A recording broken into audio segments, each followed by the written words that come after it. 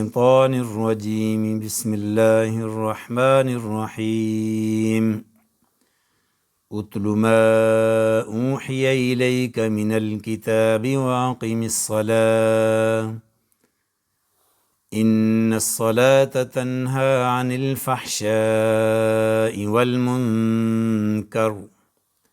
ولذكر الله أكبر واللہ یعلم ما تصنعون صدق اللہ العظیم رب اشرح لی صدری ویسر لی امری واحلل عقدۃ من لسانی یفقہوا قولی اللہم لا سہل الا ما جعلتہ سہلا وانت تجعل الحزن اذا شئت سہلا۔ آج کے خلاصہ قرآن میں جز نمبر 21 شامل ہے۔ 21ویں سپارے کی ہم مختصر سی تفسیر کریں گے انشاءاللہ، اور اس پارہ میں سورہ عنکبوت کل کے خلاصہ قرآن سے آ رہی ہے۔ سورہ عنکبوت کا کچھ حصہ ہم کریں گے، اس کے بعد سورہ روم شروع ہو جاتی ہے۔ اس ساری صورت کا خلاصہ آج کی تفسیر میں شامل ہے، اور پھر آخر میں سورہ احزاب کا کچھ حصہ جو 21ویں جز میں آتا ہے اس کی تفسیر ہم کریں گے، اور سورۃ احزاب کا باقی حصہ جو ہے وہ کل 22 جز میں آئے گا، پھر بقیہ تفسیر اس کی انشاءاللہ کل کور کریں گے۔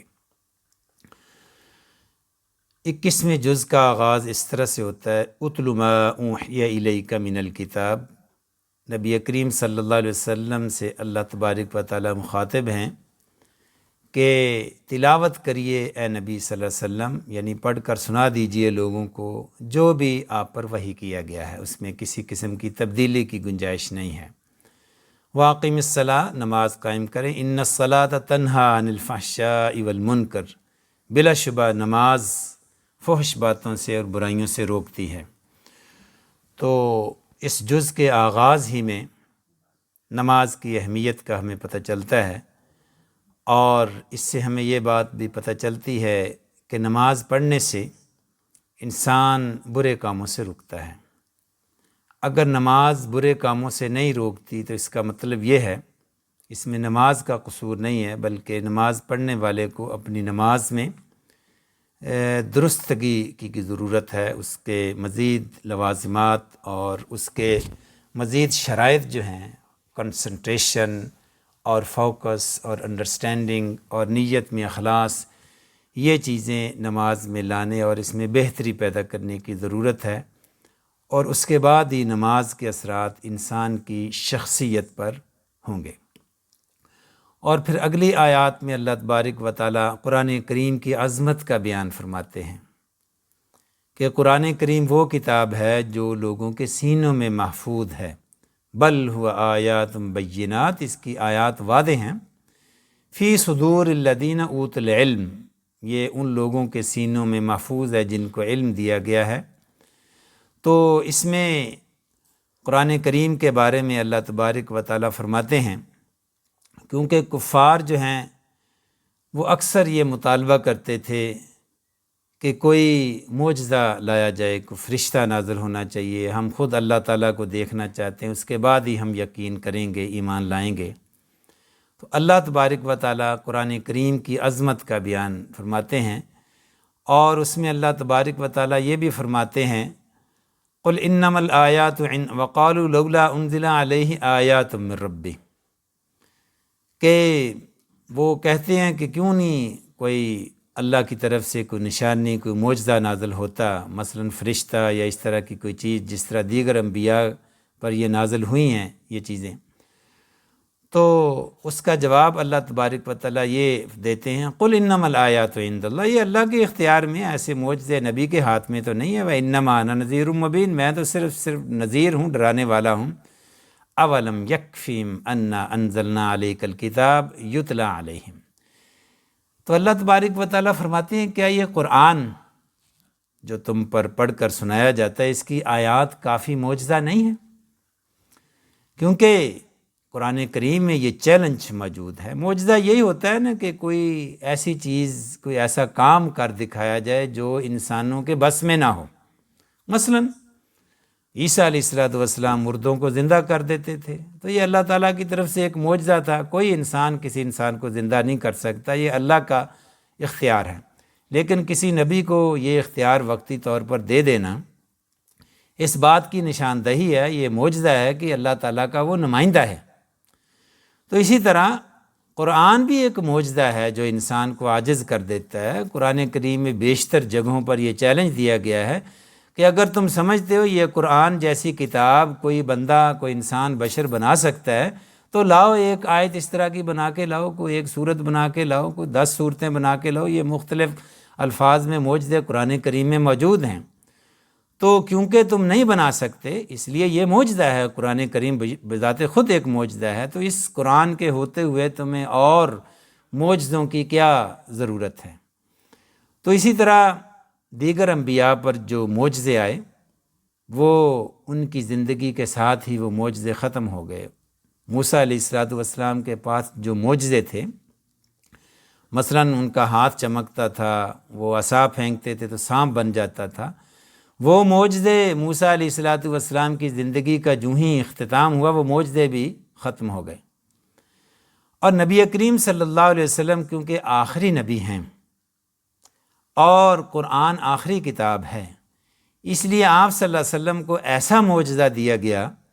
جو آپ کی زندگی کے اختتام کے بعد بھی جسے زندہ رہنا تھا، کیونکہ آپ کے بعد کسی نبی نے تو آنا نہیں، اس لیے آپ کو ایسا معجزہ دیا گیا جو کہ معجزہ جو ہے وہ نبیوں والا کام کرے،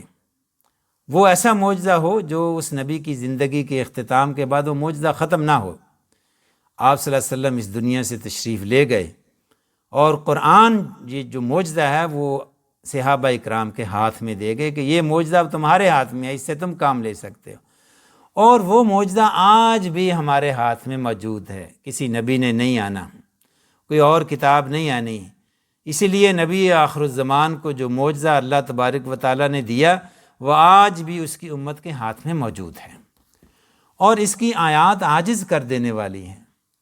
جیسا کہ قرآن کریم میں چیلنج دیا گیا ہے کہ اس جیسی کوئی اور آیت بنا کے لاؤ تو پھر ہم سمجھیں گے کہ یہ معجزہ نہیں ہے، یہ بشر کا کلام ہے۔ اسی طرح اللہ تبارک و تعالیٰ یہاں یہ بھی فرماتے ہیں یہ واحد کتاب ہے جو لوگوں کے سینوں میں محفوظ ہے، اور اس کے آج بھی ہم گواہ ہیں۔ اس کے ہوتے ہوئے ہمیں کسی اور معجزے کی کیا ضرورت ہے؟ کیا یہ معجزہ کم ہے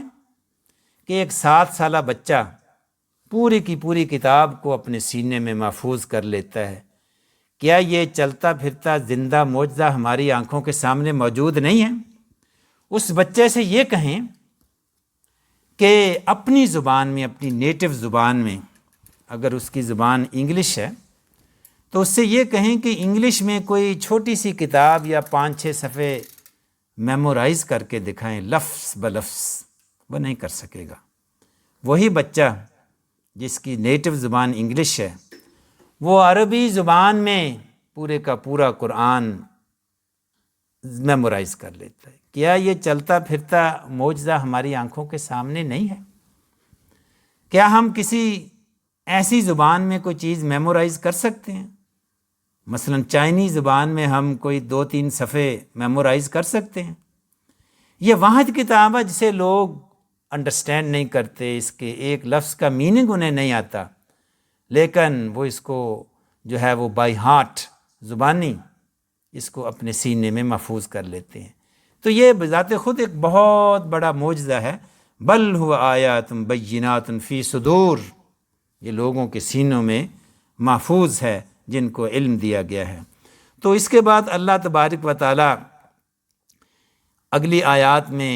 ہجرت کی فضیلت بیان کرتے ہیں کہ یا عباد، میرے بندو، الذین آمنوا، جو ایمان لائے ہو، ان ارضی واسعہ، میری زمین بہت وسیع ہے، فایایا فاعبدون، سو میری ہی عبادت کرو۔ اگر مکہ میں تمہاری زندگی تنگ ہے اور عبادت کی گنجائش نہیں ہے تو موو کر جاؤ، یہاں سے ہجرت کر جاؤ، ایسی جگہ چلے جاؤ، زمین بہت بڑی ہے۔ جہاں تم کھل کر اللہ کی عبادت کر سکتے ہو۔ کل نفس ذائقۃ الموت، اگلی آیت میں یہ فرمایا گیا کہ ہر نفس نے مرنا، اس لیے موت سے نہ ڈرو۔ اس ہجرت کے راستے میں اگر موت بھی آتی ہے، جان کی قربانی بھی دینی پڑتی ہے، تو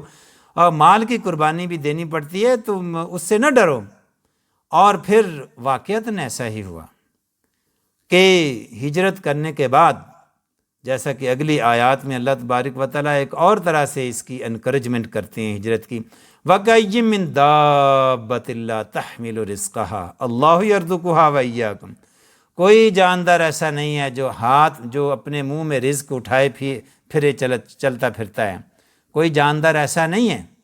کوئی جانور ایسا نہیں ہے، کوئی مویشی ایسا نہیں ہے جو ہر وقت اپنے رزق جو ہے وہ جو کھانے کی چیزیں ہیں وہ سٹور کر کے ہولڈ کرتا ہے۔ اللہ سب کو رزق دیتا ہے۔ پرندے خالی چونچ اڑتے پھرتے ہیں، اللہ تعالیٰ انہیں رزق پرووائڈ کرتا ہے۔ ایک انسان ہی ہے جو ذخیرہ اندوزی کرتا ہے، اس کو فکر ہے کہ کل پتہ نہیں کھانے کو ملے گا یا نہیں ملے گا۔ یہی اللہ تبارک و تعالیٰ فرماتے ہیں وَكَأَيٍّ مِّن دَابَّةٍ لَا تَحْمِلُ رِزْقَهَا، کوئی رزق اٹھائے نہیں پھرتا، اللہ يَرْزُقُهَا، اللہ رزق دیتا ہے، کھانا پینا وہ دیتا ہے، روز کا روز دیتا ہے، نیا دیتا ہے، وَإِيَّاكُمْ، اور تمہیں بھی دیتا ہے۔ تو اس لیے اس بات کا بھی فکر نہ کرو کہ ہجرت کر جائیں گے دوسری جگہ پتہ نہیں بزنس چلے گا یا نہیں، دکان چلے گی یا نہیں، نوکری وہاں ملے گی یا نہیں، اور مکان وہاں ملے گا یا نہیں، اور پتہ نہیں موت ہی آ جائے گی۔ موت بھی اللہ کے ہاتھ میں ہے، رزق بھی اللہ کے ہاتھ میں ہے۔ اس لیے اللہ تبارک و تعالیٰ ان ساری چیزوں کی گارنٹی دے کر ہجرت کی انکریجمنٹ کر رہے ہیں۔ واقعتاً ایسا ہوا جب مسلمانوں نے مکہ کو چھوڑا، وہاں اپنے پراپرٹی گھر بار سب چھوڑ دیے۔ وہ ایسا نہیں تھا کہ اس دور میں کوئی ایسا نہیں تھا کہ آپ اپنا مکان پراپرٹی ایجنٹ کے ذریعے بیچ کر کسی دوسرے شہر موو ہو جائیں، وہ ایسا نہیں تھا، سسٹم ہی نہیں تھا۔ آپ کو اپنا مکان وہیں انسولڈ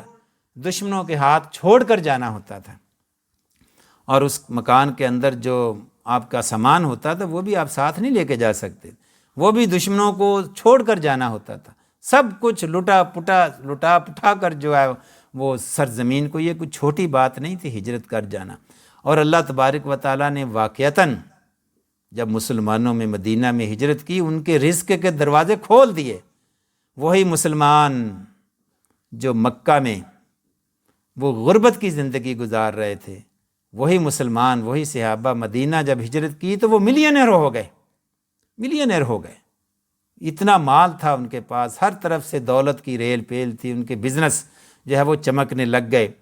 وہ مدینہ میں یہودیوں کا ایک بہت بڑا بزنس تھا، بازار تھا، وہاں لوگ تجارت کرتے تھے۔ آپ صلی اللہ علیہ وسلم نے فرمایا، آپ صلی اللہ علیہ وسلم صحابہ کو لے کر مکہ کی ایک جگہ، مدینہ میں ایک جگہ ہے، وہاں ایک لائن کھینچی کہ ہم یہودیوں کے ساتھ ان کے بزنس کا حصہ نہیں بن سکتے، وہ سارا کرپشن پر مبنی ہے، وہ بزنس کے ذریعے انسانیت کو کنٹرول کرتے ہیں۔ آپ صلی اللہ علیہ وسلم نے زمین پر ایک نئی جگہ لائن لگائی کہ یہ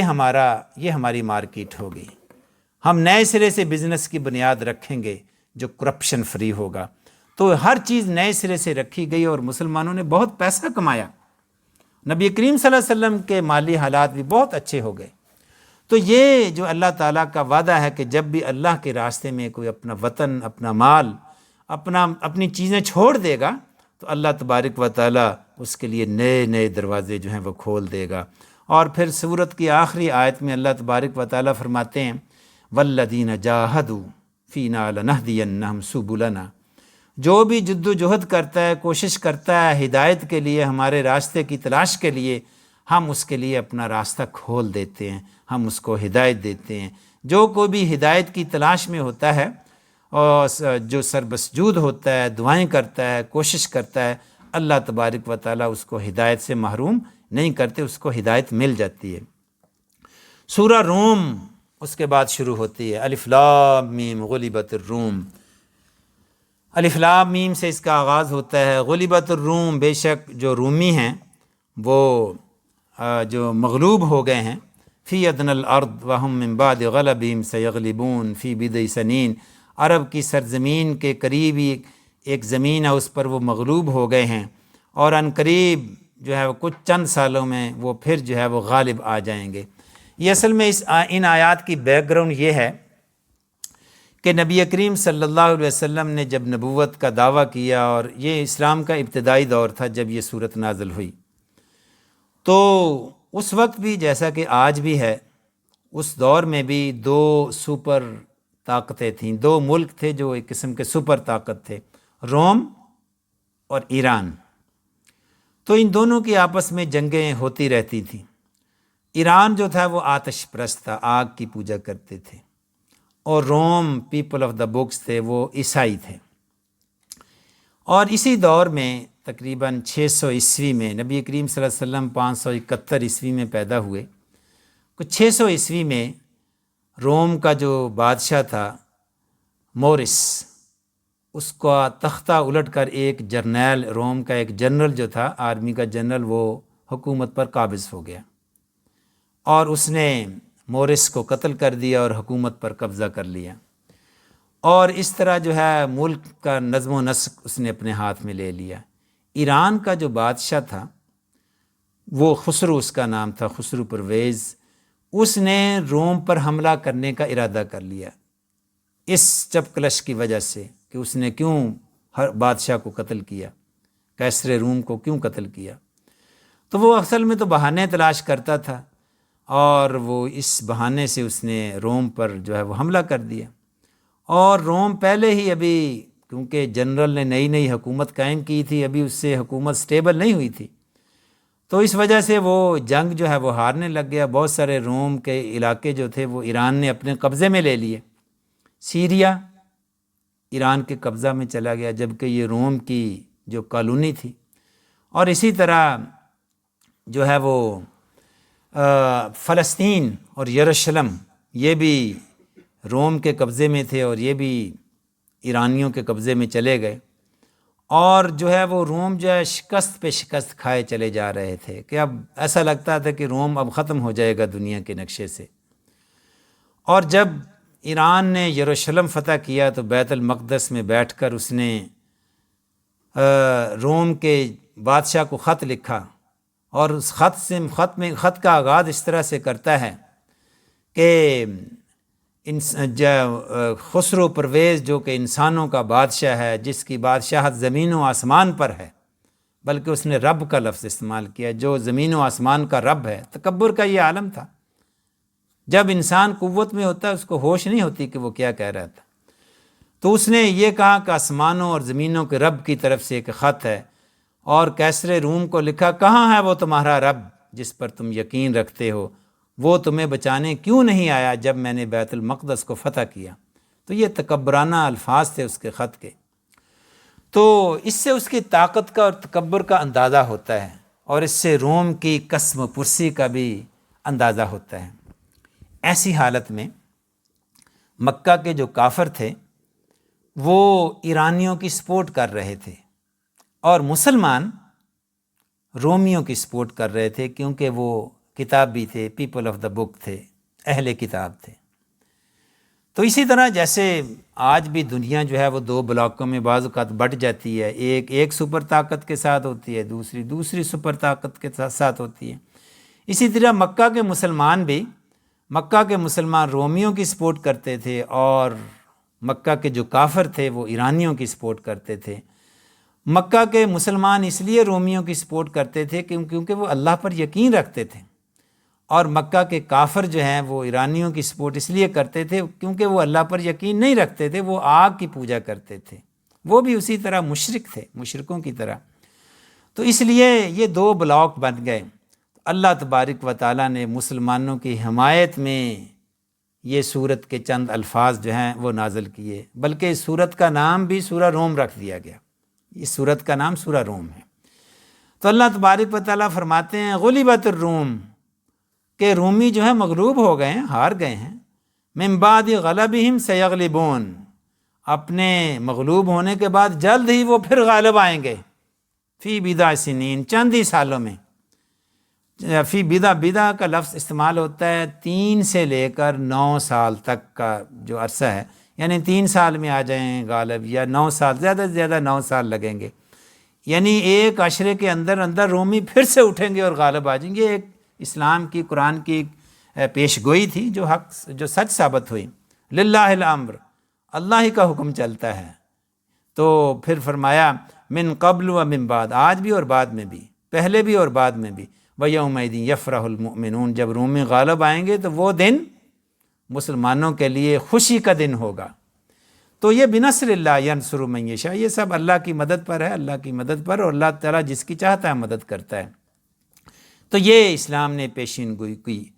تو اس حالت میں کفار ہنسنے لگے، کیونکہ اس وقت کسی کو یقین نہیں تھا کہ رومی بھی کبھی غالب آ سکتے ہیں، یہ بالکل کرش ہو رہے تھے۔ تو وہ مذاق اڑا رہے تھے، اور ایک مکہ کا سردار تھا ابی بن خلف، اس نے ابو بکر صدیق رضی اللہ تعالیٰ عنہ سے کہا کہ یہ سنا ہے، یہ کیا اب شور مچا ہے، اناؤنسمنٹ آئی ہے آپ کی طرف سے کہ یہ رومی غالب آ جائیں گے۔ وہ ہنس بھی رہا تھا ساتھ۔ تو ابو بکر صدیق نے فرمایا اللہ اور اللہ کے رسول جھوٹ نہیں بول سکتے، اگر انہوں نے کہا ہے تو وہ سچ ثابت ہوگا۔ اللہ کے رسول کوئی بات بھی اپنی طرف سے نہیں کرتے، یہ اللہ کی طرف سے حکم آتا ہے، اللہ کی طرف سے کوئی انڈیکیشن آتی ہے تو پھر ہی آپ صلی اللہ علیہ وسلم جو ہے وہ کہتے ہیں، تو اس لیے یہ اگر انہوں نے کہا تو سچ ہے۔ تو وہ ہنسنے لگا، اور اس نے شرط لگا لی کہ اگر رومی جیت گئے تو میں 10 اونٹ دوں گا، اور اگر ہار گئے تو پھر تم نے یعنی شرط لگا لی اس نے۔ تو اس نے کہا ٹھیک ہے۔ جب اللہ نے قرآن کریم میں آیات نازل کر دی ہیں تو یہ رومی ایک دن ضرور جو ہے وہ غالب آئیں گے۔ نبی کریم صلی اللہ علیہ وسلم تک بھی یہ شرط کی بات پہنچی، تو نبی کریم صلی اللہ علیہ وسلم نے فرمایا ابو بکر صدیق سے، ابھی شرط حرام نہیں ہوئی تھی، جوا شرط ابھی حرام نہیں ہوئے تھے، اس کے احکامات مدینہ میں نازل ہوئے۔ نبی کریم صلی اللہ علیہ وسلم نے فرمایا ابو بکر سے کہ اونٹوں کی تعداد 10 سے بڑھا کر 100 کر دو، یعنی یہ ایک کانفیڈنس تھا جو ابو بکر صدیق کو دیا گیا، اونٹوں کی تعداد بڑھا کر 100 کر دو، اور جو سالوں کی تعداد ہے وہ 9 کر دو۔ تو اس طرح اس شرط میں امینڈمنٹ کی گئی، اور اس طرح یہی ہوا۔ پھر جب مسلمان جو ہیں وہ یہ ایک شرط لگ گئی، ابھی شرط جو ہے وہ حرام نہیں ہوئی تھی جیسا کہ میں نے کہا۔ پھر مسلمان مدینہ میں مائیگریٹ کر گئے، اور پھر وہاں رومیوں نے پھر جو ہے طاقت پکڑی، اور رومی جو جنرل تھا اس کو بھی قتل کر دیا گیا، اور پھر وہ دوبارہ نئے سرے سے روم کا جو بادشاہ کیسر روم بنا ہرقل، اس نے جو ہے وہ ہراکلس، اس نے جو ہے وہ تخت پر قبضہ کیا، اور پھر اس نے ایرانی بادشاہ کی تکبرانہ جو اس کے رویہ تھا اس کو دیکھ کر تخت یا تختہ کا جو ہے نا فیصلہ کر لیا، یا تو میں مر جاؤں گا یا اپنی حکومت کو بچا لوں گا۔ تو اس نے بڑی بے جگری سے لڑا، اور ایران کو شکست پہ شکست دیتا چلا گیا، اور روم نے سارے اپنے علاقے واپس لے لیے، اور روم نے ایران کے علاقوں میں بھی انٹری ڈال دی، اور وہاں جو زرتشت جو اس کی جو جائے پیدائش تھی، یہ ان کا زرتشت، ان کا وہ کہہ لیں ایرانیوں کا وہ آپ کہہ لیں پروفٹ تھا، پیغمبر تھا، اور ان کے عقیدے کے مطابق اس کی جو جائے پیدائش اس کو بھی تہس نہس کر دیا بالکل رومیوں کو، اور پھر یہ ہوا کہ یعنی بالکل رومی جو ہیں وہ بالکل تہس نہس ہو گئے، اور آخر کار خسرو پرویز کو بھی اس کے اپنے بیٹے نے قتل کر دیا۔ تو یہ اس کی حالت ہوئی، یعنی ودن 10 ایئرز، ودن 9 ایئرز روم ایران کی سلطنت بالکل اس کا نقشہ بالکل اس کا نقشہ جو ہے وہ بالکل مٹ گیا۔ اتنی بڑی سلطنت، آج بھی اس کے اتنی بڑی سلطنت تھی، آج بھی انٹرنیٹ پر دیکھیں تو بڑے بڑے اس کے جو محلات ہیں اس کے پلرز آج بھی کھڑے ہیں، اس کے جو پلرز تھے محلات کے وہ آج بھی کھڑے ہیں ریتلے علاقوں میں۔ یعنی ایک عجیب سلطنت تھی، ایک اتنی طاقتور سلطنت کا خاتمہ ہو جانا، یہ کیونکہ قرآن میں اس کی پیش گوئی کر دی گئی تھی۔ دنیا حیران ہے کہ اتنی بڑی قوت ایک عشرے کے اندر کیسے ملیا میٹ ہو کر رہ گئی۔ تو یہ، اور پھر جب رومیوں نے شکست دی اور جو ہے وہ ایرانیوں کو شکست ہو گئی، تو پھر اسی دن مسلمانوں کو جنگ بدر میں فتح ہوئی۔ تو یہ دونوں فتوحات ایک ہی دن میں ہوئیں۔ تو یہی وہ بات ہے، وَيَوْمَئِذٍ يَفْرَحُ الْمُؤْمِنُونَ، یہی بات اللہ تبارک و تعالیٰ نے اس سورہ میں فرمائی کہ وہ مسلمانوں کے لیے خوشی کا دن ہوگا۔ اور پھر اس کے بعد وہ ابی بن خلف جس نے شرط لگائی تھی وہ تو جنگ بدر میں مارا گیا تھا، اور پھر اس کے بیٹے یہ جو عرب تھے یہ اپنی زبان کے بڑے پکے تھے، اگرچہ دشمن تھے، اب جنگیں ہوئی تھی، ابی بن خلف جو ہے جنگ بدر میں مارا بھی گیا، پھر بھی اپنی زبان کا پاس کرنا یہ ان کی ایک صفت تھی۔ بے شک کافر تھے لیکن اپنی زبان کے پکے تھے، اسی لیے تو اللہ تبارک و تعالیٰ نے اس عرب قوم کو اسلام کی پہلی امت کے لیے، پہلی کمیونٹی کے لیے منتخب کیا۔ تو ابی بن خلف کے جو بیٹے تھے، ورثاء تھے، وہ پھر 100 اونٹ لے کر جو ابو بکر صدیق رضی اللہ تعالیٰ عنہ کے پاس آئے اور ان کے حوالے کی، اپنی شرط پوری کی، ٹھیک ہے ایرانی شکست کھا گئے ہیں، ہم شرط ہار گئے ہیں، اور اس وقت تک شرط کی ممانعت کا، جوئے کی ممانعت کا حکم آ چکا تھا۔ یا ایھا الذین آمنوا انما الخمر والمیسر والانصاب، یہ سب اللہ تبارک و تعالیٰ نے یہ سورہ مائدہ میں ان کے احکامات نازل کر دیے تھے۔ نبی کریم صلی اللہ علیہ وسلم نے فرمایا ابو بکر سے کہ 100 اونٹ لے لو اور ان سب کو غریبوں میں تقسیم کر دو، یعنی کفر کے حربی جو آپ کے ساتھ لڑ رہے ہیں کافر، ان کے ہاتھ میں یہ جو ہے یہ دولت، یہ جو اونٹ نہ رہنے، ان سے لے لو اور غریبوں میں تقسیم کر دو، خود اس سے فائدہ نہ اٹھاؤ۔ تو یہ اس کی بیک گراؤنڈ تھی یہ سورہ روم کے نزول کی، یعنی کہ عیسائیوں کی ویسے بھی قرآن کریم میں ایک اور جگہ بھی اللہ تبارک و تعالیٰ نے فرمایا کہ جی جو عیسائی ہیں یہ مشرکوں کے مقابلے میں اور یہودیوں کے مقابلے میں مسلمانوں کے لیے نرم گوشہ رکھتے ہیں۔ لَتَجِدَنَّ أَشَدَّ النَّاسِ عَدَاوَةً لِلَّذِينَ آمَنُوا الْيَهُودَ وَالَّذِينَ أَشْرَكُوا وَلَتَجِدَنَّ أَقْرَبَهُمْ مَوَدَّةً لِلَّذِينَ آمَنُوا الَّذِينَ قَالُوا إِنَّا نَصَارَى، یہ جو نصارہ ہیں یہ یہودیوں اور مشرکوں کے مقابلے میں مسلمانوں کے لیے نرم گوشہ رکھتے ہیں۔ اور ہم یہ بھی دیکھتے ہیں کہ جب مشرکین نے مسلمانوں کو ہارڈ ٹائم دیا تو نبی کریم صلی اللہ علیہ وسلم نے مسلمانوں کو یہی حکم دیا تھا کہ حبشہ میں ہجرت کر دو، وہاں کا عیسائی حکمران وہ تمہیں کوئی تکلیف نہیں پہنچنے دے گا، وہ ملک العادل ہے، وہ ایک عادل حکمران ہے، وہ جسٹس کرے گا، وہاں تمہیں کوئی تکلیف نہیں ہوگی۔ تو اسی لیے مسلمانوں نے ابتدائی طور پر ایک عیسائی ملک میں حبشہ میں ہجرت کی تھی مدینہ سے پہلے۔ تو یہ اس صورت کا تھوڑا سا بیک گراؤنڈ دینے کے بعد آگے چل کر اللہ تبارک و تعالیٰ اگلی آیات میں فرماتے ہیں کہ یہ اللہ تبارک و تعالیٰ نے یہ جو میاں بیوی کا ریلیشن ہے اس کے بارے میں فرمایا کہ یہ ایک معجزہ ہے کہ بیوی کہاں سے تعلق رکھتی ہوتی ہے، اور میاں جو ہے وہ خامند جو ہے اس کا تعلق کسی اور قبیلے سے بھی ہو سکتا ہے، لیکن جب وہ آپس میں ملتے ہیں تو ان کے درمیان اللہ تعالیٰ محبت ڈال دیتا ہے اور وہ دونوں مل کر جو ہے وہ زندگی گزارتے ہیں۔ پھر اللہ تبارک و تعالیٰ مختلف زبانوں کا تذکرہ کرتی ہیں کہ یہ بھی ایک معجزہ ہے۔ کتنی زبانیں ہیں جو بولی جاتی ہیں، انگلش ہے، اردو ہے، اور بنگالی ہے، اور عربی ہے، اور آئرش ہے، کتنی زبانیں ہیں، اور پھر ہر زبان کے ڈیفرنٹ ایکسنٹ ہیں، الوان ہو، تو مختلف زبان واختلاف السنتکم والوانکم، اور مختلف رنگ ہے، انسان کو کالا ہے، کوئی گورا ہے، کوئی جو ہے وہ کوئی جو ہے وہ اس کا گندمی رنگ ہے، یعنی مختلف رنگوں کے انسان ہیں، ان کی شکلیں مختلف، یہ بھی اللہ تعالیٰ کے معجزے ہیں، اس کے بارے میں بھی اللہ تبارک و تعالیٰ۔ پھر دن اور رات کا اللہ تبارک و تعالیٰ تذکرہ کرتے ہیں کہ رات ہوتی ہے، دن ہوتا ہے، یہ بھی اللہ تعالیٰ کے معجزے ہیں۔ پھر اللہ تبارک و تعالیٰ اپنے دین کے بارے میں فرماتے ہیں فَأَقِمْ وَجْهَكَ لِلدِّينِ حَنِيفًا، کہ اپنا رخ جو ہے وہ سیدھا کر لو دین اسلام کی طرف، کیونکہ یہ دین فطرت ہے، فطرت اللہ التی فطر الناس علیہا، یہ انسان کی فطرت کے مطابق دین بنایا گیا ہے، یہ انسان جیسا ہے اس کے مطابق یہ جو ٹیلر میڈ ہیں۔ تو اسی لیے نبی کریم صلی اللہ علیہ وسلم نے فرمایا کہ جو بھی بچہ پیدا ہوتا ہے وہ فطرت پر پیدا ہوتا ہے، یعنی وہ مسلمان اسلام کی فطرت پر پیدا ہوتا ہے۔ ہاں اس کا ماحول اسے یہودی بنا سکتے ہیں، اسے عیسائی بنا دیتے ہیں، اسے آتش پرست بنا دیتے ہیں، ورنہ انسان کی فطرت وہی ہے، وہ اسلام والی فطرت ہے۔ تو اس کے بعد اگلی آیات میں اللہ تبارک و تعالیٰ سود کے بارے میں وہ احکامات دیتے ہیں کہ جو لوگ یہ سمجھتے ہیں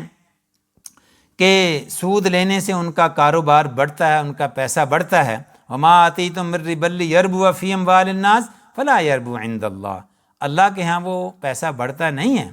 وما آتیتم من زکوٰۃ تریدون وجہ اللہ فاولئک هم المضعفون، یہ لوگ ہیں جو اللہ کی راہ میں زکوٰۃ دیتے ہیں، صدقہ کرتے ہیں، خرچ کرتے ہیں، چیریٹی کرتے ہیں، یہ لوگ ہیں اپنے مال کو بڑھاتے ہیں۔ بظاہر تو ایسا ہے نا، جب سود کوئی لیتا ہے تو مال بڑھتا ہے، سود پر کمائی ہو رہی ہے، لیکن اللہ تبارک و تعالیٰ فرماتے ہیں جب زکوٰۃ دیتے ہیں، لوگ خرچ کرتے ہیں، بظاہر تو ایسے لگتا ہے کہ جیسے اس طرح سے مال کم ہوتا ہے، جیسا کہ ہمارے پاس اگر 100 پاؤنڈ ہے، اس میں سے 20 پاؤنڈ اگر صدقہ کر دیں تو 80 پاؤنڈ رہ کے کم ہوا ہے، لیکن اللہ تبارک و تعالیٰ فرماتے ہیں کہ نہیں، اس سے بڑھتا ہے۔ اصل میں یہ اکنامک کا پرنسپل بھی یہی ہے کہ جب کوئی خرچ کرتا ہے تو مال جو ہے وہ بڑھتا ہے۔ جب کوئی خرچ کرتا ہے، ظاہر ہے جب کوئی پیسہ خرچ کرتا ہے وہ لوگوں پر خرچ کرتا ہے، لوگوں کی جو ہے وہ پرچیزنگ پاور بڑھتی ہے، وہ لوگ پرچیزنگ کرتے ہیں، وہ لوگوں کا پھر کاروبار بڑھتا ہے۔ اگر غریبوں کو پیسہ نہ ملے اور وہ پھر پرچیز کیسے کریں، وہ پھر بڑے بڑے سٹور کیسے چلیں؟ اگر غریبوں کے پاس پیسہ نہیں ہوگا، اگر ان کو پیسہ نہیں دیا جاتا چیریٹی کی صورت میں، یا ان ملکوں میں آپ کہہ لیں کہ ویلفیئر سسٹم ہے، بینیفٹ کی صورت میں لوگوں کو پیسہ دیا جاتا ہے کہ جن لوگوں کی انکم کم ہے ان کی پرچیزنگ پاور کو انکریز کرنے کے لیے ان کو پیسہ دیا جاتا ہے، اور وہی لوگ جب ان کی پرچیزنگ پاور انکریز ہوتی ہے، وہی لوگ انہی سپر سٹورز پر، ٹیسکو پر اور آزدہ پر آ کے سپینڈنگ کرتے ہیں۔ یہ پیسہ انہی آزدہ اور سٹورز اور یہ بڑے بڑے جو بزنس مین ہیں، انہی کا پیسہ ان سے ٹیکس لے کر بینیفٹ کی صورت میں عام لوگوں کو، کنزیومر کو دیا جاتا ہے، اور وہی کنزیومر انہی سٹورز پر آ کے سپینڈ کرتے ہیں، اور ان کا جو بزنس اور پروفٹ اور بڑھتا ہے۔ تو یہ اکنامکس کا بھی یہ پرنسپل ہے کہ جب لوگ پیسہ ہولڈ کرتے ہیں تو پیسہ کم ہوتا ہے، جب پیسہ سپینڈ کرتے ہیں، گیو آؤٹ کرتے ہیں بینیفٹ کی صورت میں، چیریٹی کی صورت میں، وہ پیسہ جو ہے وہ سوسائٹی میں سرکل کرتا ہے، اور جب پیسہ سرکل کرتا ہے تو وہ انکریز ہوتا ہے۔ یہ ہماری بات اکنامکلی بھی یہ بات ہماری سمجھ میں آتی ہے، اور اللہ تبارک و تعالیٰ بھی یہی فرماتے ہیں کہ سود لینے سے پیسہ کم ہوتا ہے، اور چیریٹی کرنے سے، لوگوں پر خرچ کرنے سے پیسے میں اضافہ ہوتا ہے۔ تو یہ آیت بہت اہم ہے اس سلسلے میں۔ پھر اللہ تبارک و تعالیٰ فرماتے ہیں کہ اللہ الذی خلقکم من ضعف ثم جعل من بعد ضعف قوة، اللہ تعالیٰ نے تم کو پیدا کیا، تم بہت کمزور تھے، اور پھر اس کمزوری کے بعد تمہیں قوت بخشی، ثم جعل من بعد قوة ضعفا وشیبا، اور پھر اس کمزوری کے بعد، پھر اس قوت کے بعد تم کو پھر کمزور کر دیا، اور پھر تم بوڑھے ہو گئے۔ یعنی انسان کا بچہ پیدا ہوتا ہے بہت کمزور ہوتا ہے، وہ اپنی مرضی سے نہ تو وہ کوئی کھا سکتا ہے، نہ پی سکتا ہے، کچھ نہیں کر سکتا، وہ اس کو سہارے کی ضرورت ہوتی ہے، بالکل کمزور ہوتا ہے، اس کی ہڈیاں کمزور ہوتی ہیں، بچے کی ہڈیاں بہت کمزور ہوتی ہیں، ذرا آپ انگلی سے ایسے کریں تو وہ ٹوٹ سکتی ہے۔ اور اس کے بعد اللہ تبارک و تعالیٰ فرماتے ہیں وہ بہت مضبوط کر دیتے ہیں ہم اس کو، وہ جب 25-26 سال کا ہوتا ہے مضبوط نوجوان، اس کی ہڈیاں مضبوط ہو جاتی ہیں اور مسلز اس کے بن جاتے ہیں۔ پھر اللہ تبارک و تعالیٰ فرماتے ہیں پھر سائیکل چلتا ہے اور اس کے مسلز ختم ہو جاتی ہیں، اور چہرے پر جھریاں پڑ جاتی ہیں، اور اس کی ہڈیاں پھر سے کمزور ہو جاتی ہیں بچے کی طرح۔ بوڑھے کی ہڈی بھی ایسی ہی ہوتی ہے، بچے کی ہڈی بھی ویسے تھوڑا سا ہلنے سے ٹوٹ سکتی ہے، جب آدمی بوڑھا ہو جاتا ہے 90 سال کا، 100 سال کا، وہ اس کی ہڈی بھی ذرا سی چوٹ لگنے سے ٹوٹ جاتی ہے۔ بلکہ بعض اوقات کہتے ہیں کہ وہ جب بوڑھا آدمی سیڑھیاں چڑھتا ہے تو اس کے ٹخنوں پر اس کے جسم کا وزن پڑنے سے بھی اس کی ہڈی ٹوٹ سکتی ہے، یعنی بالکل چلنے پھرنے سے بھی اس کی ہڈی اتنی کمزور ہوتی ہے کہ وہ تڑک جاتی ہے۔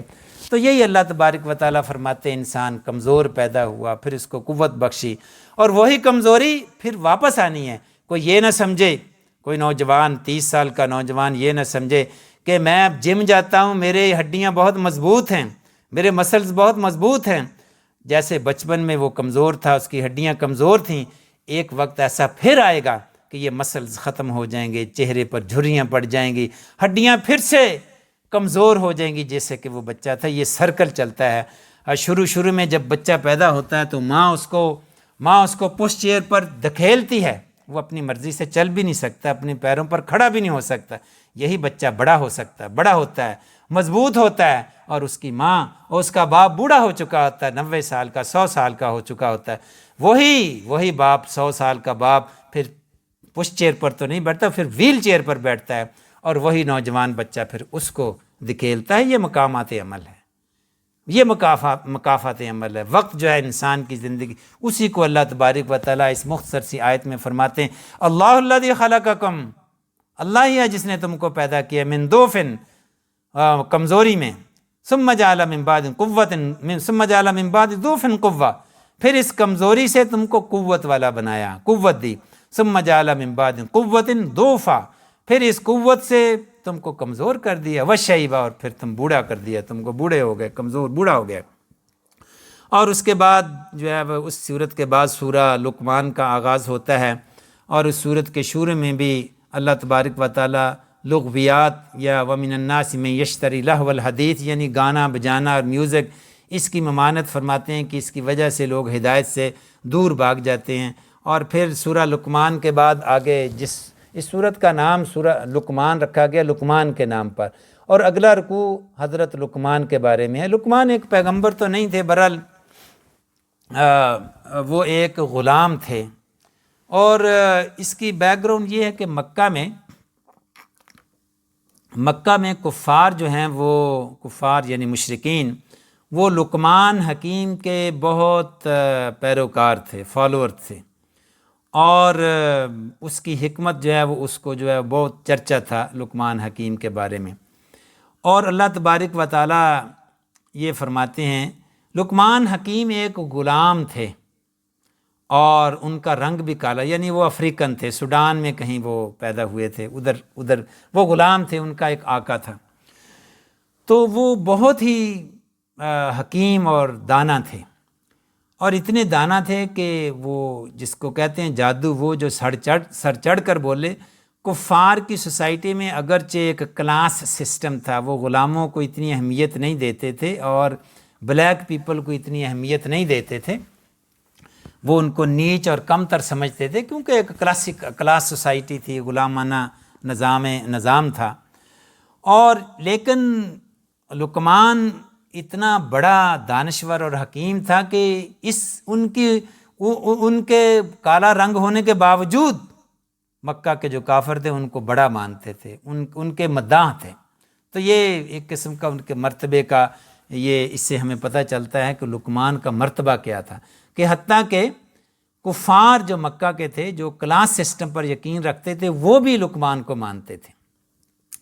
تو اللہ تبارک و تعالیٰ نے لقمان حکیم کے بارے میں یہ آیات نازل کی کہ لقمان حکیم کو تم مانتے ہو، وہ تو اللہ اور توحید پر ایمان رکھتے تھے، وہ تو بڑے دانا تھے، اور تم تو مشرک ہو، تم پھر کیوں شرک کرتے ہو؟ چلو اس نبی کو نہیں ماننا تو لقمان حکیم کے اصل پیروکار ہی بن جاؤ، وہ تو ایک اللہ پر یقین رکھتا تھا۔ تو یہ اس رکوع میں، اور اس کے علاوہ لقمان حکیم اپنے بیٹے کو کچھ نصیحتیں کرتے ہیں، تو وہ بھی اللہ تبارک و تعالیٰ کو اتنی پسند آئیں کہ اللہ تبارک و تعالیٰ نے ان نصیحتوں کو قرآن کریم میں نازل کیا، اور وہ نصیحتیں بھی قرآن کا ایک حصہ ہیں۔ تو لقمان حکیم کے بارے میں ایک یہ بھی ہے کہ یہ بات بھی مشہور ہے کہ لقمان حکیم کا ایک جو مالک تھا، اس نے کہا کہ کوئی سب سے جو چیز تمہیں زیادہ پسند ہے وہ میرے لیے پکا کے لاؤ، یعنی کہ لیمب میں سے یا جو بھی جانور ذبح کرتے تھے۔ تو لقمان حکیم جو ہے وہ کیونکہ سلیو تھے، نوکر تھے، انہوں نے وہ زبان جو ہے وہ پکا کر مالک کے سامنے رکھ دی کہ یہ سب سے زیادہ اچھی چیز ہے کسی بھی جانور کے جسم میں۔ تو وہ بڑا حیران ہوا، کیونکہ وہ شاید ایکسپیکٹ کر رہا تھا کہ کوئی لیگ پیس آئے گا اور کوئی جو ہے وہ شولڈر پیس جو ہے وہ اس کا گوشت پکا کے لائے گا، وہ زبان پکا کے آگے رکھ دی۔ تو بہرحال مالک نے اگلے دن کہا کہ آج جو سب سے بری چیز ہے وہ پکا کر لاؤ۔ تو لقمان حکیم پھر زبان ہی پکا کر لے کے آئے۔ تو اب جو ہے وہ مالک نے پوچھا، جب میں نے اچھی چیز کہا تھا پھر بھی زبان ہی پکا کر لائے، جب میں نے کوئی کہا کہ سب سے بری چیز پکا کر لاؤ پھر بھی تم زبان ہی پکا کر لے آئے۔ تو لقمان حکیم نے کہا کہ یہ اگر زبان کنٹرول میں رہے تو دنیا کی سب سے اچھی چیز ہے، اور اگر یہ زبان بے قابو ہو جائے تو یہ بدترین چیز بن جاتی ہے، اور جس شخص کو یہ لگی ہوئی ہو اس شخص کو بھی بدترین بن جاتی ہے۔ انسان اپنی زبان کے پیچھے چھپا ہوا ہوتا ہے۔ تو اسی لیے زبان کو کنٹرول کرنا، جو آپ کہہ رہے ہیں اس کو کنٹرول کرنا، یہ اس سے آپ کی شخصیت جو ہے اس سے آپ کی شخصیت کا پتہ چلتا ہے۔ بعض اوقات انسان غصے میں زبان چلا دیتا ہے اور اس کی شخصیت جو ہے وہ ڈیٹیریوریٹ ہو جاتی ہے، اس کا امیج خراب ہو جاتا ہے۔ بعض اوقات اگرچہ انسان اچھا ہوتا ہے لیکن بعض اوقات انسان جو ہے وہ انسان برا ہوتا ہے، لیکن وہ زبان کو اگر کنٹرول کرے تو اس کا امیج چھپا رہتا ہے۔ تو اسی لیے نبی کریم صلی اللہ علیہ وسلم نے بارہا یہ نصیحت کی، بلکہ ایک مجمع میں آپ نے زبان کو اپنی انگلیوں سے پکڑ کر کہا یہ کہ اس کو کنٹرول کرو، یعنی زبان کو کنٹرول کرنے کے لیے آپ نے اشارت پورا امیج بنایا اس کا۔ تو اسی لیے لقمان حکیم کے بارے میں اللہ تبارک و تعالیٰ فرماتے ہیں، لقمان حکیم کو جس کو تم بہت زیادہ مانتے ہو، وَلَقَدْ آتَيْنَا لُقْمَانَ الْحِكْمَةَ، کہ ہم نے لقمان کو حکمت دی تھی، وزڈم جو تھی اس کے بعد وہ اس کی اپنی نہیں تھی، اللہ تعالیٰ دیتا ہے۔ انشکر للہ، تو اللہ ہی کا شکر ادا کرو۔ تو لقمان حکیم جو تھا اللہ کی وجہ سے یہ اس مقام پر تھا۔ اور پھر آگے چل کر اللہ تبارک و تعالیٰ فرماتے ہیں کہ وَإِذْ قَالَ لُقْمَانُ لِابْنِهِ وَهُوَ يَعِظُهُ يَا بُنَيَّ لَا تُشْرِكْ بِاللَّهِ، لقمان حکیم اپنے بیٹے کو نصیحت کرتے ہوئے فرماتے ہیں اے میرے بیٹے شرک نہ کرو اللہ کے ساتھ کسی کو، یہ پہلی نصیحت ہے۔ اور پھر اللہ تبارک و تعالیٰ اس کے بعد اگلی آیت میں والدین کے بارے میں چند ایک آیت ہے جو بیان فرماتے ہیں وَوَصَّيْنَا الْإِنسَانَ بِوَالِدَيْهِ حَمَلَتْهُ أُمُّهُ وَهْنًا عَلَى وَهْنٍ وَفِصَالُهُ فِي عَامَيْنِ، کہ انسان کو ہم وصیت کرتے ہیں کہ وہ اپنے والدین کا خیال رکھے، ان کے لک آفٹر کرے۔ اور خصوصاً ماں کے بارے میں اللہ تبارک و تعالیٰ فرماتے ہیں کہ اس کی ماں جو ہے انسان جو ہے جو اس کا بچہ جو اس کی ماں جو ہے وہ اس کو اپنے پیٹ میں اٹھائے پھرتی رہی اور پھر اس کو دودھ پلاتی رہی اور تکلیفوں پہ تکلیفیں اٹھاتی رہی، اور ماں کا جو ہے وہ خصوصاً خیال رکھنے کا، لک آفٹر کرنے کا حکم دیا گیا۔ اور مجموعی طور پر والدین یعنی باپ اور ماں، اور پھر اس کے بعد ماں کا خصوصاً اللہ تبارک و تعالیٰ فرمایا کہ اس کا خاص خیال رکھو کیونکہ اس نے بچے کی پیدائش کے لیے بہت زیادہ تکلیفیں اٹھائی ہیں۔ تو اس کے بعد اللہ تبارک و تعالیٰ فرماتے ہیں وَإِن جَاهَدَاكَ عَلَىٰ أَن تُشْرِكَ بِي مَا، کہ اگر ماں باپ تم کو شرک پر آمادہ کریں تو وہ بات نہ مانو، لیکن دنیا کے کاموں میں، یعنی اگر ماں باپ کافر بھی ہوں وَصَاحِبْهُمَا فِي الدُّنْيَا مَعْرُوفًا، کہ ماں باپ اگر کافر بھی ہوں تو دنیا کے معاملات میں پھر بھی ان کا عزت احترام کرو، یعنی کہ ٹھیک ہے وہ شرک پر تمہیں آمادہ کریں، کفر پر آمادہ کریں، برائی کی طرف بلائیں تو نہ جاؤ ان کی طرف، لیکن ان کی خدمت پھر بھی کرنی ہے، پانی کا گلاس انہیں پھر بھی دینا ہے، ان کی ضرورتوں کا خیال پھر بھی رکھنا ہے، ٹانگیں پھر بھی ان کی دبانی ہے، سر ان کا پھر بھی دبانا ہے، ان کی ضرورتوں کو، مالی ضروریات کو پھر بھی پورا کرنا ہے، اگرچہ وہ کافر ہی کیوں نہ ہو، اگرچہ وہ کتنے بھی برے شخص ہوں۔ لیکن اللہ تبارک و تعالیٰ فرماتے ہیں اَلَا أَن تُشْرِكَ بِي مَا لَيْسَ لَكَ بِهِ عِلْمٌ فَلَا تُطِعْهُمَا، نہ ان کی پیروی کرو شرک میں، وَصَاحِبْهُمَا فِي الدُّنْيَا مَعْرُوفًا، لیکن دنیا کے معاملے میں ان کی خدمت کرنی ہے، ان کے معروف طریقے کے ساتھ ان کی جو ہے وہ ان کا خیال رکھنا ہے، بے شک وہ کافر ہی ہوں۔ تو یہ اس دور میں کیونکہ یہ مکہ کا دور تھا، اکثر نوجوان مسلمان ہو چکے تھے، صحابہ جتنے بھی تھے وہ زیادہ تر ینگ تھے، جتنے بھی صحابہ تھے ان کی عمریں جو تھیں 10 سال 12 سال 15 سال 18 سال 20 سال، جیسا کہ میں نے پہلے بھی عرض کیا آج بھی اسلام ینگ پیپل میں پاپولر ہے، جتنے بھی ریورٹ ہوتے ہیں وہ ینگ ہوتے ہیں، کبھی آپ کم ہی دیکھیں گے کوئی 80 سالہ بوڑھا مسلمان ہوا ہو، زیادہ تر لوگ جو مسلمان ہوتے ہیں وہ 25 سال 30 سال 20 سال 21 سال 18 سال 15 سال 19 سال یہ اس طرح کے لوگ مسلمان ہو رہے ہیں۔ تو اس دور میں صحابہ کی عمریں بھی زیادہ تر یہ ٹین ایج تھے، صحابہ تمام کے تمام ٹین ایج تھے۔ تو یہ ماحول بن گیا تھا کہ مکہ میں نوجوان جو تھے وہ مسلمان تھے، اور جو بوڑھے جو تھے جو والدین تھے کہ ہر گھر کی یہ کہانی تھی کہ ان کا بیٹا اور بیٹی مسلمان ہے لیکن ماں اور باپ دونوں کافر ہیں۔ تو اس طرح سے یہ احکامات نازل ہوئے کہ اگرچہ تمہارے والدین کافر ہیں لیکن دنیا کے معاملات میں ان کی خدمت، ان کا پورا پورا خیال رکھو، یہ نہ سمجھنا کہ وہ کافر ہیں مشرک ہیں بت پرست ہیں اور ان کو پسے پشت نہ ڈالنا، ان کی خدمت کرنا، یہی اسلام جس کو تم نے قبول کیا ہے، یہی اسلام تمہیں تعلیم دیتا ہے کہ ماں باپ اگر کافر بھی ہوں تو ان کی پھر بھی خدمت کرنی ہے، پھر بھی ان کا خیال رکھنا ہے، کفر سے بڑا کوئی جرم تو نہیں ہو سکتا۔ تو اس لیے اسلامی تعلیمات کا یہ اس دور میں کیونکہ یہ ایک ایشو تھا کہ ماں باپ کافر ہیں اور مسلمان بچے جو ہیں مسلمان ہیں، تو اللہ تبارک و تعالیٰ نے اس کی بھی یہاں وضاحت فرما دی ہے۔ اور پھر جو ہے وہ آگے چل کر وہ لقمان حکیم ایک اور نصیحت کرتے ہیں، یا بنیا، اے میرے بیٹے، انہا ان تکو مثقال حبہ من خردل فتکن فی صخرۃ او فی السماوات او فی الارض یأتی بہ اللہ، کہ اے میرے بیٹے، اگر رائی کے دانے کے برابر بھی کوئی چیز ہو اور وہ کسی من خردل فتکن فی صخرہ، اور وہ کسی پہاڑی کے اندر جو ہے وہ چھپی ہوئی ہے، او فی السماوات او فی الارض، اور وہ جو پہاڑی ہے وہ یا تو زمین میں کہیں بھی ہو یا آسمان میں کہیں بھی ہو، تو او فی الارض یأتی بہ اللہ، اور اللہ تعالیٰ اس کو بھی ڈھونڈ لائے گا۔ یعنی یہ اللہ کی طاقت کا جو ہے وہ ایک تمثیلی انداز میں اپنے بیٹے کو سمجھا رہے ہیں۔ وہ اس طرح ہے نا کہ ہمارا ایک چھوٹی سی کوئی چیز گم جائے، آپ کا والٹ گم جائے تو آپ کو پتہ نہیں ہوگا کہ کہاں گما ہوا ہے، آپ ڈھونڈتے رہیں ادھر ادھر، پتہ نہیں کہاں گر گیا۔ تو آپ کی کوئی چیز گر جائے، ایک سوئی ہے، چھوٹی سی سوئی نیڈل ہوتی ہے، وہ اگر گم جائے آپ کی اسی ٹیبل پر، اس کے ارد گرد کہیں گم جائے، تو بعض اوقات بالکل قریب ہی چھوٹی سی چیز گر جائے تو اس کو ڈھونڈنا مشکل ہوتا ہے ہمارے لیے۔ اور اگر کوئی پوچھے کہ کیا ہوا تو ہم کہیں گے کہ میری سوئی گم گئی ہے ادھر، تو وہ بھی ڈھونڈنے کی کوشش کریں گے۔ وہ پہلا کویشچن وہ یہ کریں گے کہ کہاں گمی ہے، آپ ان کو بتائیں گے کہ اس ایریے میں ادھر کہیں، یہیں کہیں گمی ہے، تو وہ ادھر ادھر کہیں ڈھونڈیں گے۔ اور اگر آپ کو کوئی پوچھے سوئی کہاں گمی ہے تو آپ اس کو یہ کہہ دیں کہ مسجد میں، ہال میں اور کار پارک میں کہیں گری ہے، تو پھر تو وہ پاگل ہی ہے، کوئی ڈھونڈے گا؟ اتنے بڑے ایریے میں سوئی کو ڈھونڈنا تو مشکل ہے نا۔ تو آپ کی کو مدد اسی وقت ہی کرے گا جب آپ کہیں گے کہ ادھر کہیں 1 گز کے اندر اندر، 1 میٹر کے فاصلے کے اندر اندر کہیں میری سوئی گمی ہے، مجھے ڈھونڈ دو۔ تو اگر آپ کہیں کہ پورے لیونزیو میں یا پورے مانچسٹر میں کہیں سوئی مجھ سے گر گئی ہے، مجھے ڈھونڈ کے دو، کوئی ڈھونڈ کے دے سکتا ہے، لیکن اللہ کو تو پتہ ہے کہاں ہے۔ یہی مثال،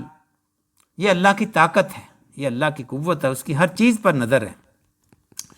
کوئی ہمارے لیے کوئی چیز ناممکن ہو سکتی ہے، ڈھونڈنا اس کے لیے کوئی مشکل نہیں ہے۔ تو یہی مثال دیتے ہیں یا لقمان اپنے بیٹے کو کہ بیٹا، کہ اگر رائی کے دانے کے برابر بھی کوئی چیز ہو اور وہ کہیں گر جائے، گم جائے، چھپ جائے، کہاں گم جائے؟ وہ کسی پہاڑ کے اندر گم جائے، پہاڑ کے اندر چھپی ہوئی، اور پہاڑ کتنا بڑا ہوتا ہے، اس کے اندر کوئی چیز چھپ جائے تو اس کو ڈھونڈنا کوئی آسان کام تو نہیں ہے۔ اور پھر وہ پہاڑ کے بارے میں فرماتے ہیں کہ وہ پہاڑ، یہ بھی نہیں ہو کہ پہاڑ ہے کہاں، اول تو پہاڑ کے اندر سے اس چیز کو ڈھونڈنا مشکل ہے، چھوٹی سی چیز کو، اور یہ بھی اگر پتہ نہ ہو کہ پہاڑ کون سا ہے، اتنے پہاڑ ہیں، وہ اس کے بارے میں فرماتے ہیں وہ پہاڑ کہاں ہو، او فی السماوات او فی الارض، کہ پوری زمین میں کہیں بھی وہ پہاڑ ہو سکتا ہے، اور وہ یہ بھی ہو سکتا ہے کہ زمین میں ہو ہی نہ، وہ کہیں آسمان میں ہو پہاڑ، یعنی آسمان اور زمین اور پوری کائنات میں کوئی پہاڑ ہے۔ پہلے تو پہاڑ کو ڈھونڈے نا، کون سا پہاڑ ہے جس میں سوئی ہے، جس میں وہ رائی کا دانہ ہے۔ پھر اس پہاڑ کو ڈھونڈ بھی لیا تو اس کو ذرا ریزہ ریزہ کریں، اس میں سے وہ رائی کا دانہ ڈھونڈنے کے لیے، یہ ناممکن سی بات ہے۔ وہ اس کو مثال دے کر سمجھاتے ہیں کہ اتنی ناممکن چیز جو انسان کے علم میں نہیں آ سکتی،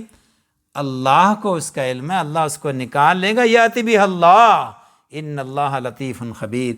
تو یہ لقمان اپنے بیٹے کو اللہ کی قوت، طاقت کا جو ہے نا، اس کو اللہ کی قوت بتاتے ہیں کہ اللہ کتنا قادر ہے، اور اس کو ایک مثال کے ذریعے بتاتے ہیں۔ اور اللہ تعالیٰ کو لقمان کی مثال اتنی پسند آئی کہ اس کو قرآن کریم کا حصہ بنا دیا، اور آج بھی ہم اس قرآن کو پڑھتے ہیں، جس لقمان کی یہ جو وصیت ہے اس کو آج بھی لفظ بلفظ ہم پڑھ رہے ہیں۔ اور اس کے بعد اگلی جو وصیت کرتے ہیں وہ کہتے ہیں کہ یا بنیا اقیم الصلاۃ، نماز پڑھا کرو بیٹا، وامر ونہا عن یا بنیا اقیم الصلاۃ وامر بالمعروف، اور اچھائی کا حکم دو، نیکی کا حکم دو اور برائی سے روکو، ونہا واصبر علی ما اصابک، کوئی مصیبت آ جائے تو اس پر صبر کرو، ان ذالک ولا تصعر خدک للناس، اور انسانوں کے سامنے اپنے گال نہ پھیلاؤ۔ یعنی بعض اوقات ہم ہوتے ہیں نا کہ منہ سر چڑھاتے ہیں، انسان تکبر کی وجہ سے نا ہم ناک منہ چڑھاتے ہیں، لوگوں سے صحیح طرح بات نہیں کرتے، اس قسم کے رویے سے بھی اس نے کہا کہ یہ اچھی بات نہیں ہے۔ ولا تصعر خدک للناس ولا تمشی فی الارض مرحا، اور اکڑ کر زمین پر نہ چلو، یعنی تکبر نہ کرو۔ ان اللہ لا یحب وقصد فی مشیک وغضض من صوتک، اپنی آواز کو آہستہ رکھو، اپنی چال کو موڈریٹ رکھو۔ اور یہ چند نصیحتیں تھیں، جو ایک لسٹ تھی نصیحتوں کی، ان میں سے جو وہ ایک ایک کی تشریح کرنا وقت کا تقاضا ہے کہ ہم یہ نہیں کر سکتے۔ پھر اللہ تبارک و تعالیٰ آگے چل کر فرماتے ہیں وَلَوْ أَنَّ مَا فِي الْأَرْضِ مِنْ شَجَرَةٍ أَقْلَامٌ وَالْبَحْرُ يَمُدُّهُ مِنْ بَعْدِهِ سَبْعَةُ أَبْحُرٍ مَا نَفِدَتْ كَلِمَاتُ اللَّهِ، کہ اگر سارے درخت جو ہیں وہ پین بن جائیں، کلمے بن جائیں لکھنے والی، اور سارے سمندر جو ہیں وہ سیاہی بن جائیں، اور اس طرح اور بھی 7 سمندر شامل ہو جائیں، تو پھر بھی یہ اگر اللہ کے کلمات، اللہ کے نام، اللہ کی صفات لکھنا شروع کر دیں تو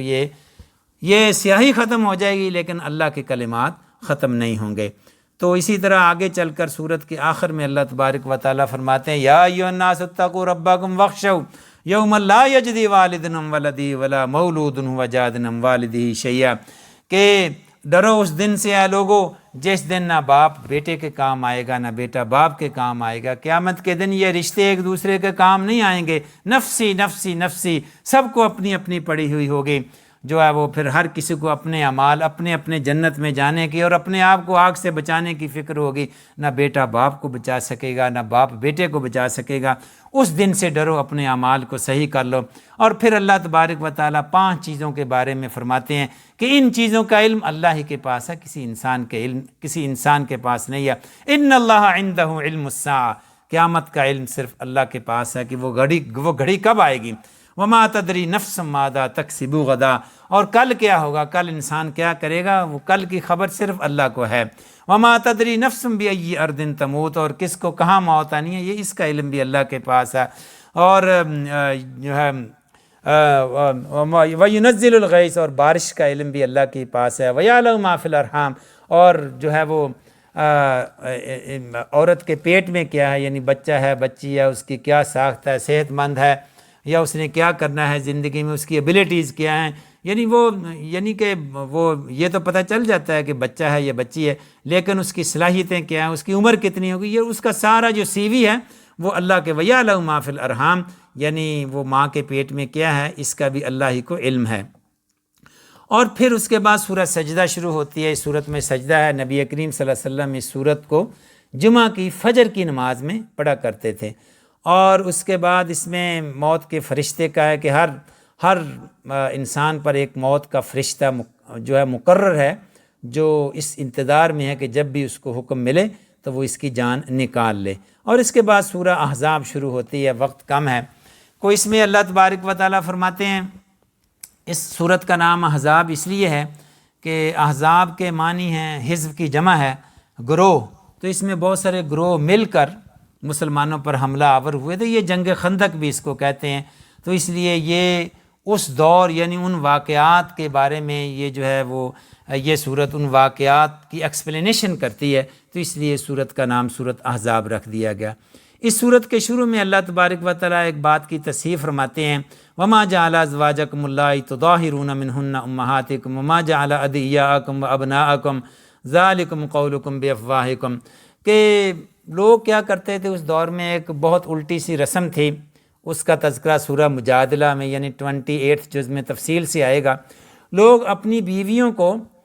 ماں کہہ دیتے تھے، اور یہ ایک قسم کی ان کے ہاں یہ رواج تھا، اس طرح وہ طلاق دیتے تھے، یعنی بیویوں کو بدترین طلاق دینے کا ایک یہ الفاظ تھے ان کو کہا تو میری ماں کی جگہ ہے۔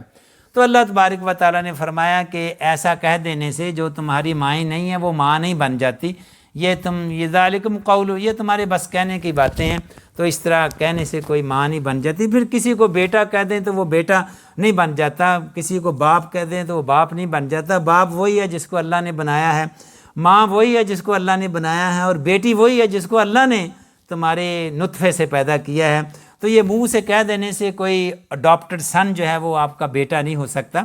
تو یعنی کہ اس سے اڈاپٹڈ سن بھی ہے جو اس سے کسی کو اڈاپٹ کر لیتے ہیں، بعض اوقات کسی کو بیٹا بنا لیتے ہیں، تو اس سے وہ بیٹا نہیں بن جاتا، بلکہ وہ بڑا ہوگا تو جس نے اس کو اڈاپٹ کیا ہے اگر وہ بیٹا ہے تو اس سے پردے کے احکامات جو ہیں اس کی ماں کو ہوں گے، یعنی اس کی ماں کو اس سے اسی طرح پردہ کرنا ہوگا، وہ اس کے لیے غیر محرم ہے۔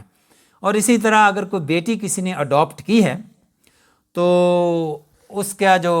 جس نے اڈاپٹ کیا وہ اگر آدمی ہے، باپ ہے، تو وہ جب بڑی ہو جائے گی اس کے لیے غیر محرم ہے۔ تو اس لیے ان باتوں کا خیال رکھنا چاہیے۔ اللہ تبارک و تعالیٰ، یہ اصل میں یہ آیات اللہ تبارک و تعالیٰ نے آگے اگلی آیت میں یہ بھی فرمایا، ادعوہم لآبائہم ھو اقسط عند اللہ، لوگوں کو ان کے باپوں کے نام سے پکارو۔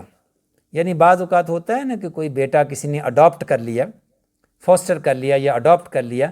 تو اس کے بعد یہ نہیں ہے کہ اس کے نام کے ساتھ اپنا نام لگا دیں کہ یہ جو ہے یہ جو سن آف دس ہے، یہ جو جس نے اڈاپٹ کیا وہ اپنے نام، وہ باپ کے طور پر اس کے نام کے ساتھ نہیں لگا سکتا۔ سن آف وہ اسی کا رہے گا جس کے نطفے سے وہ پیدا ہوا ہے۔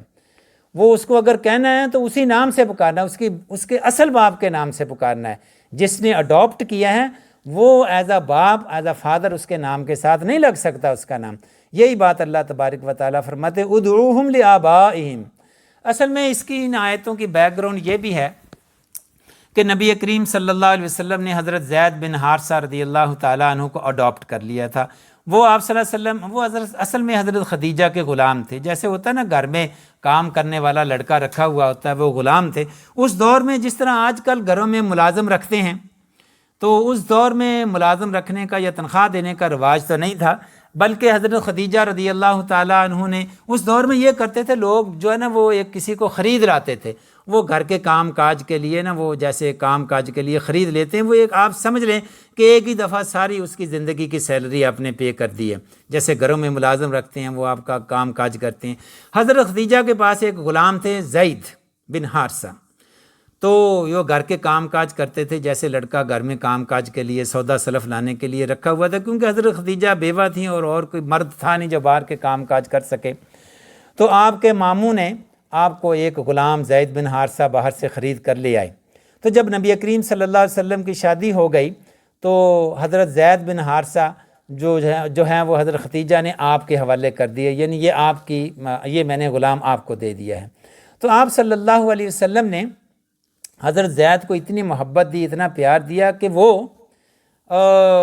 غلام کم تھے اور آپ کے بیٹے زیادہ تھے۔ حضرت علی اور حضرت زید بن حارثہ دونوں بچے تھے، اور اس طرح وہ آپ صلی اللہ علیہ وسلم کے جو پرورش میں رہے۔ تو اسی طرح ایک دفعہ ایسا ہوا کہ زید بن حارثہ کے والدین کو پتہ چلا کہ ہمارا بیٹا مکہ میں غلام کے طور پر رہ رہا ہے۔ اصل میں یہ ایک بہت بڑے خاندان کے فرد تھے، بچے تھے، اور دو قبیلوں کی لڑائی ہوئی، اور کہ عرب کے کسی دور دراز علاقے میں دو قبیلوں کی لڑائی ہوئی، اور ایک قبیلے نے جو ہے نا وہ اس بچے کو دشمنی میں آ کر، یہ چھوٹا سا بچہ تھا، وہ اس قبیلے کا بچہ اٹھا کر لے گیا۔ یہ اس کی بڑی لمبی تفصیل ہے، پوری لمبی تفصیل کے لیے ہمارے پاس وقت نہیں ہے۔ تو اس بچے کو دشمنی میں آ کر اٹھا کر لے آئے تاکہ ہم اس قبیلے کا بچہ لے آئیں، اور اس بچے کو جو ہے نا بازار میں فروخت کر دیا، اور اس کو خرید کر جو ہے وہ مکہ میں جو ہے وہ اس کو جو ہے اس طرح حضرت خدیجہ کے جو ماموں تھے وہ اس کو خرید کر لے آئے۔ پوری تفصیل کا وقت نہیں ہے۔ تو وہ اس کے اصل ماں باپ اس کو ڈھونڈتے ڈھونڈتے مکہ پہنچ گئے، اور جب مکہ پہنچے ابھی نبی کریم صلی اللہ علیہ وسلم نبی نہیں بنے تھے، تو نبی کریم صلی اللہ علیہ وسلم کے پاس آئے اور ان سے کہا کہ ہمارا بیٹا ہمارے حوالے کر دو، جتنے پیسے چاہو ہم دینے کے لیے تیار ہیں۔ نبی کریم صلی اللہ علیہ وسلم نے فرمایا اگر وہ جاتا ہے تو اس کو لے جاؤ، مجھے پیسوں کی ضرورت نہیں ہے۔ حضرت زید آ گئے، اور حضرت زید کو جب پتہ چلا کہ میرے ماں باپ آئے ہیں، تو وہ ماں باپ کے پاس جانے کے بجائے نبی کریم صلی اللہ علیہ وسلم کے پہلو میں آ کر کھڑے ہو گئے کہ میں آپ کے ساتھ نہیں جاؤں گا، جتنا محبت جتنا پیار مجھے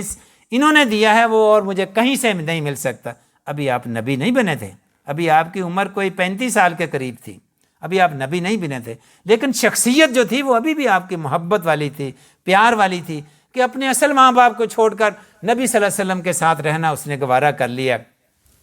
اس سے ماں باپ بھی پریشان ہو گئے، تو پھر نبی کریم صلی اللہ علیہ وسلم بھی پریشان ہو گئے کہ یہ ماں باپ تو دکھی ہو گئے ہوں گے، یعنی کہ ٹھیک ہے میرے ساتھ اس کی محبت کا اظہار ہوا ہے، اب زبردستی بھی ان کے ساتھ نہیں بھیج سکتے تھے۔ تو انہوں نے کیا کیا، نبی کریم صلی اللہ علیہ وسلم نے فرمایا، حضرت زید کا ہاتھ کھڑا کیا اور اعلان کیا مکہ کے لوگوں کے سامنے کہ لوگوں سنو، زید جو میرا غلام تھا آج کے بعد یہ میرا بیٹا ہے، میں نے اس کو بیٹا بنا لیا ہے، آج کے بعد یہ میری جائیداد میں سے حصہ لے گا، شیئر لے گا، اور میری جائیداد میں سے یہ اس کو وراثت ملے گی، اور اس کی جائیداد میں سے مجھے وراثت ملے گی، یعنی جیسے کوئی بھی بیٹا اور باپ کا رشتہ ہوتا ہے، آج کے بعد میرے ساتھ اس کا یہی رشتہ ہے۔ یہ آپ نے اس لیے کیا تاکہ اس اصلی ماں باپ کو جو تسلی ہو جائے کہ اب ان کا بیٹا غلام نہیں ہے بلکہ ایک اچھے خاندان کا بیٹا بن کر جو ہے وہ رہ رہا ہے۔ تو اس طرح وہ تسلی سے خوشی خوشی اپنے بیٹے کو چھوڑ کر چلے گئے۔ ان کی تسلی اور تشفی کے لیے آپ نے کہا کہ یہ میرا بیٹا ہے، یہ میں نے اس کو اڈاپٹ کر لیا ہے۔ لیکن اس کے بعد جو ہے آپ جو حضرت زید بن حارثہ کو لوگ زید بن محمد کہہ کر پکارتے تھے، اور پھر بعد میں یہ قرآن کی آیات نازل ہوئیں کہ ادعوہم لآبائہم هو اقسط عند اللہ، کہ لوگوں کو ان کے اصلی باپوں کے نام سے پکارو، اور اس کے بعد زید بن محمد کا نام بدل کر زید بن حارثہ